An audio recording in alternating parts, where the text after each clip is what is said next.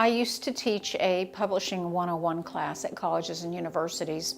And the main reason I enjoyed it so much is because there's so much misinformation out there about publishing. And I loved to be able to sit with a group of 30, 40 people and know that they were getting all the right facts and figures involved in publishing. And you know, I found during the course of teaching my classes that there was nothing that was more impactful than visuals. I'm not a professional teacher, so I learned that by showing, from time to time, there were some really profound examples. So in talking about covers, I think this is a cover that I used in my classes. And this is a book called, the title is Loving Solomon, Life Lessons from Pets. And the author came to me and said, Millie, I don't really need a cover. I've already had a professional cover designer who created a great cover for me.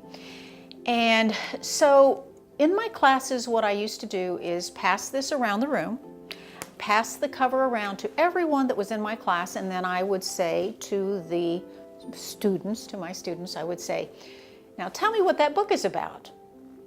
And I would get a lot of perplexed looks, and eventually everybody would just have to confess that they didn't know. Now, I can't tell you, and I don't know that I can't emphasize enough how bad that is. If somebody looks at your book cover, they look at the image on the cover, they look at the title, they look at the subtitle, and they can't tell you what the book is about, how is that book going to sell, first and foremost?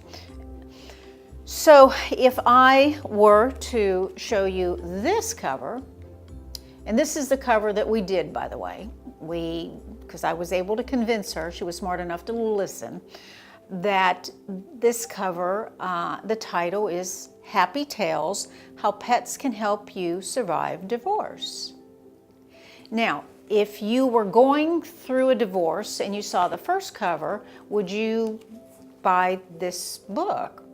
Not necessarily, but the designer, in case you didn't notice, the designer had put a little gold band around the dog's head.